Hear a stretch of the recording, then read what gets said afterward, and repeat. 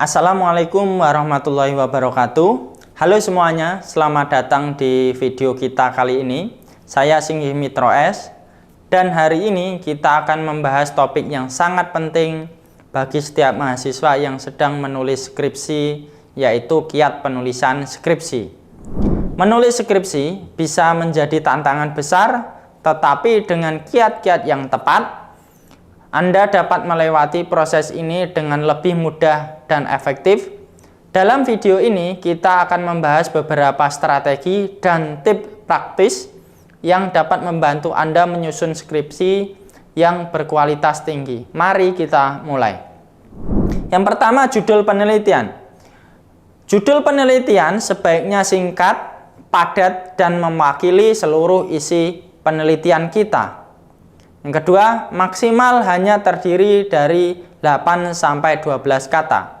Yang ketiga, tidak ada singkatan. Yang keempat, tidak menggunakan kata-kata redundan, study on, research on, dan sebagainya. Judul penelitian wajib memuat yang pertama, metode yang diusulkan. Kemudian, tujuan penelitian. Yang ketiga, objek penelitian. Dalam menulis judul, hindari kata berbasis. Nah, harus lebih jelas sebenarnya tujuannya apa, masalahnya apa, dan solusinya yang ditawarkan juga apa. Misal contohnya, prediksi produksi padi dengan menggunakan SVM berbasis PSO. Nah, ini salah. Yang benar bagaimana? Pemilihan parameter pada SVM dengan menggunakan PSO untuk prediksi produksi padi. Nah, ini yang benar. Nah, contoh judul penelitian. Ini ada metode, ada tujuan, ada objek. Nah, yang pertama judulnya adalah penerapan algoritma semut untuk pemilihan arsitektur jaringan pada neural network untuk pengujian software metode black box. Nah, tulisan yang merah ini adalah metodenya. Kemudian tulisan yang biru ini adalah tujuannya, tulisan yang hijau ini adalah objeknya. Selanjutnya ada judul algoritma A yang diperbaiki untuk pencarian tempat parkir kosong di mall dan supermarket. Nah, ini yang merah ini adalah metodenya, yang biru ini adalah tujuannya, yang hijau adalah objeknya. Selanjutnya penulis. Nah, ini yang pertama tanpa disertai gelar akademik.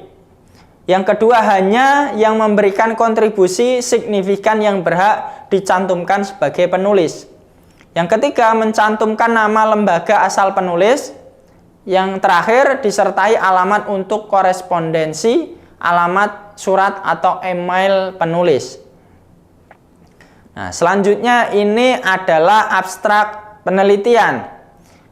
Yang pertama, abstrak diuraikan dengan bahasa lugas, langsung ke sasaran dan harus memuat yang pertama masalah penelitian. Yang kedua ada metode plus mengembangkan atau perbaikan yang kita gunakan untuk memecahkan masalah penelitian.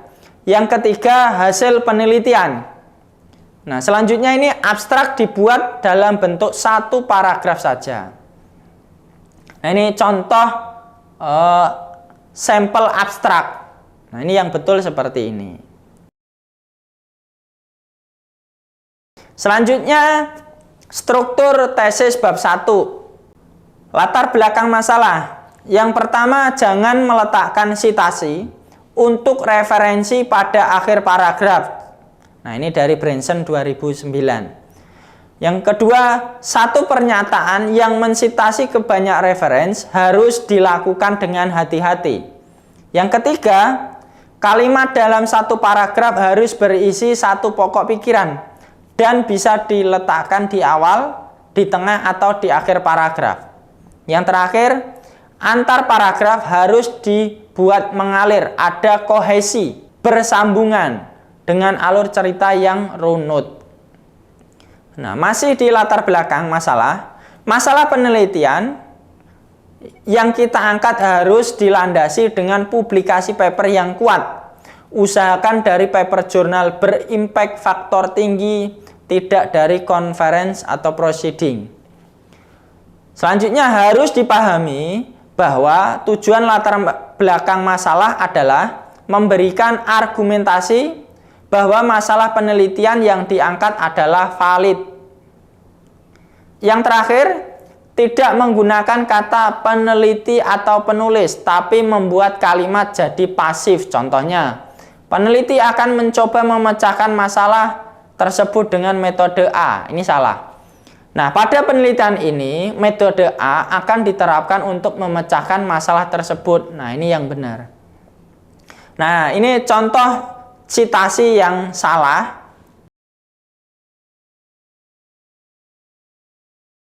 Ini contoh citasi yang sudah diperbaiki.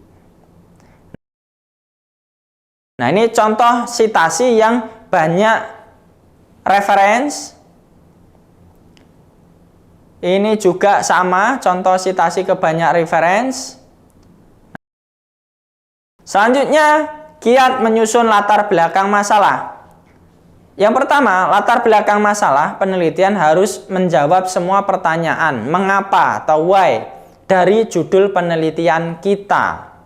Misal, judul penelitiannya adalah penerapan particle swarm optimization untuk pemilihan parameter pada support vector machine untuk prediksi produksi padi. Maka, latar belakang masalah harus bisa menjawab pertanyaan. Yang pertama, mengapa padi? Yang kedua, mengapa prediksi produksi padi? Yang ketiga, mengapa support vector machine? Yang keempat, mengapa particle swarm optimization? Selanjutnya, kiat menyusun latar belakang masalah. Nah, ini pola alur paragraf mengikuti OM, KKM, A, SA, SOL, TU. Yang pertama adalah O-nya objek penelitian. Yang kemudian yang kedua metode yang ada, M-nya. Yang ketiga kelebihan dan kelemahan metode yang ada, KK. 4. Masalah pada metode yang dipilih, masa. 5. Solusi perbaikan metode atau SOL.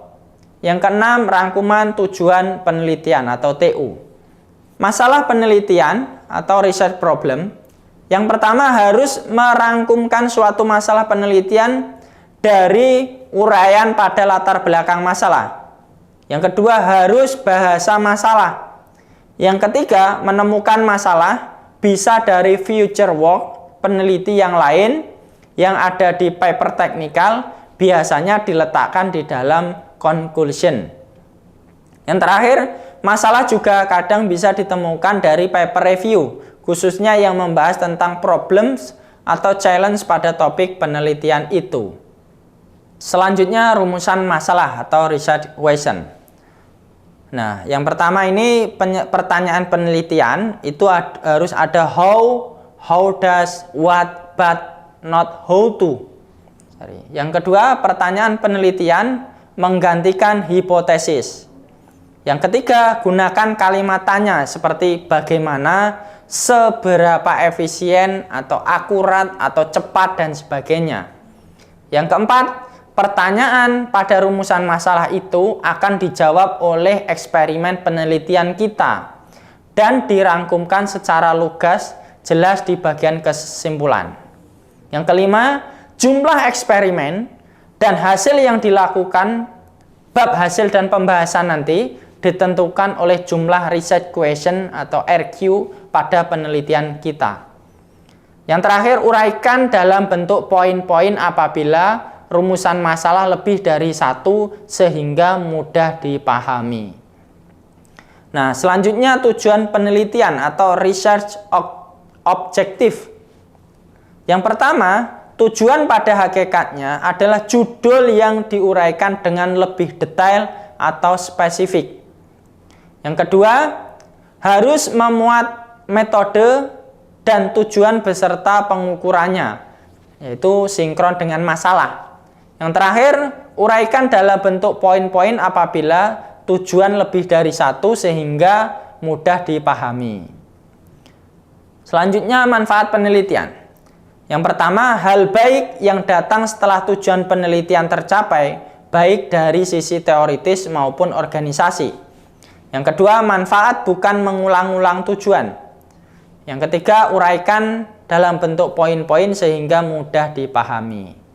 Nah, ini korelasi antara RP, RQ, dan RO, contohnya seperti ini. Selanjutnya, pola alur alternatif atau pokok pikiran paragraf untuk penelitian perbaikan algoritma yang disebutkan tadi di atas, korelasinya seperti ini. Selanjutnya, bab 2, landasan teori. Pertama ada tinjauan studi, ada tinjauan pustaka, yang ketiga kerangka pemikiran. Nah, yang pertama tinjauan studi.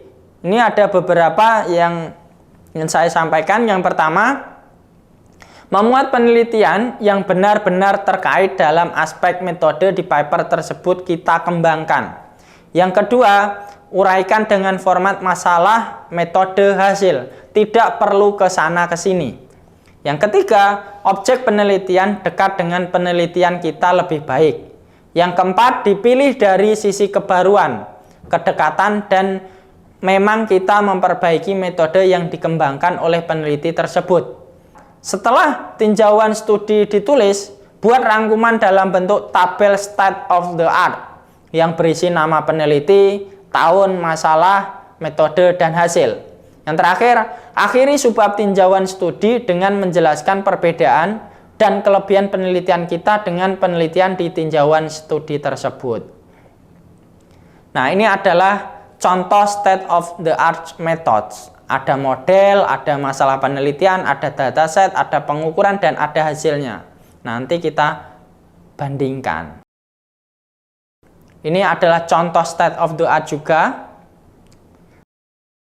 Selanjutnya, tinjauan pustaka. Ini ada beberapa yang saya sampaikan. Yang pertama, memuat apa yang ada di judul. Nah, contohnya, prediksi produksi padi dengan SVM berbasis PSO. Isi tinjauan pustaka adalah SVM, PSO, dan produksi padi. Yang kedua, penjelasan harus lengkap, tuntas, dan merangkum dari banyak sumber. Bukan memindahkan isi satu buku atau publikasi lain ke skripsi kita. Selanjutnya, algoritma harus berisi tahapan, formula, dan contoh penerapannya. Selanjutnya, gambar dan tabel. Ini ada beberapa yang ingin saya sampaikan. Yang pertama, caption untuk gambar itu di bawah, sedangkan untuk tabel di atas.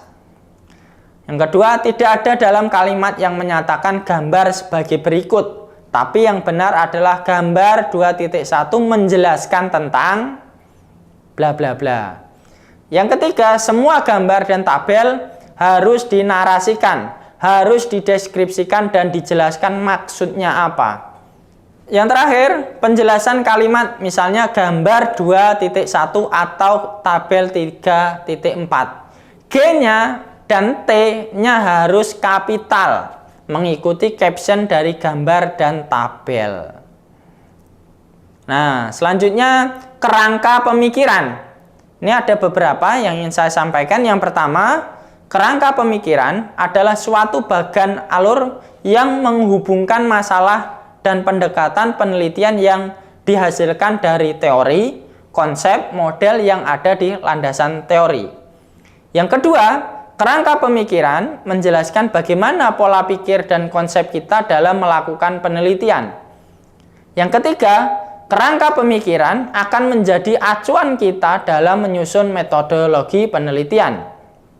Yang keempat, kerangka pemikiran bisa digunakan untuk menguji logika penelitian. Yang terakhir, harus diuraikan dalam bentuk kalimat yang jelas, detail, dan komprehensif yang menjelaskan semua gambar kerangka pemikiran. Nah, ini adalah contoh kerangka pemikiran yang sudah dibuat. Selanjutnya, ini juga ada contoh kerangka pemikiran yang kedua. Selanjutnya, bab 3, metode penelitian. Ini desain penelitian. Ada pengumpulan data, pengolahan awal data, model, metode yang diusulkan atau dikembangkan. Yang keempat, eksperimen dan pengujian model atau metode. Yang kelima, evaluasi dan validasi. Nah, metode penelitian ini intinya harus berisi desain dan tahapan penelitian. Yang kedua, metode penelitian berisi rencana dan tahapan penelitian saja, bukan hasilnya, apalagi pembahasannya. Nah, ini contoh tahapan penelitian. Bab 4 ini hasil dan pembahasan. Hasil ini sajikan hasil eksperimen dan pengujian metode atau model pada data eksperimen. Kemudian pembahasan, lakukan analisis dan pembahasan secara lengkap dan menyeluruh hasil eksperimen, evaluasi dan validasi hasil pengujian yang telah kita lakukan. Ini adalah contoh kompilasi hasil eksperimen. Selanjutnya, kesimpulan. Nah, ini ada beberapa yang ingin saya sampaikan. Yang pertama, pertanyaan umum atau general hasil penelitiannya. Yang kedua, ringkasan dari temuan-temuan yang didapat dari analisa hasil penelitian. Contoh, dari hasil eksperimen dan evaluasi penelitian disimpulkan bahwa algoritma klasifikasi C4.5 akurat digunakan untuk penentuan kelayakan kredit perbankan. Yang kedua, dari hasil eksperimen dan evaluasi penelitian dapat disimpulkan bahwa akurasi metode Fuzisi-Meinz pada pemetaan pemilihan peminatan mahasiswa mencapai 83%. Kemudian saran. Ini ada beberapa. Yang pertama, langkah berikutnya setelah temuan diperoleh atau future work. Yang kedua, saran bisa berupa teori, implementasi praktis, atau untuk penelitian berikutnya. Yang ketiga, apabila kesimpulan menolak hipotesis, maka perlu disarankan penelitian lebih lanjut atau menguji teori-teori yang ada. Yang terakhir, apabila kesimpulan menerima hipotesis, maka saran diarahkan ke langkah praktis bagaimana supaya hasil penelitian bisa diimplementasikan. Selanjutnya, daftar referensi. Yang pertama, tidak boleh dibuat dengan ngawur dan asal-asalan. Yang kedua, harus lengkap, penulis, bedakan mana family name dan mana first name. Kemudian judul, publikasi, tahun, volume, nomor, dan sebagainya.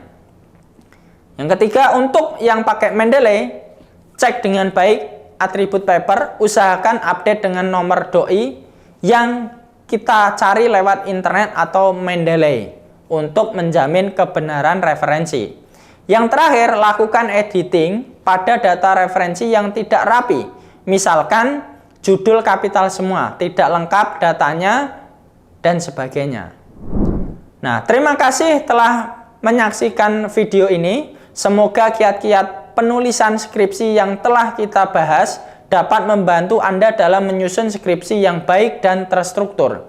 Ingat, kunci sukses dalam menulis skripsi adalah perencanaan yang matang, disiplin dalam menulis, dan selalu meminta umpan balik dari pembimbing. Jika Anda memiliki pertanyaan lebih lanjut atau memerlukan bantuan tambahan, jangan ragu untuk menghubungi pembimbing Anda. Sampai jumpa di video berikutnya dan selamat menulis skripsi. Saya akhiri, wassalamualaikum warahmatullahi wabarakatuh.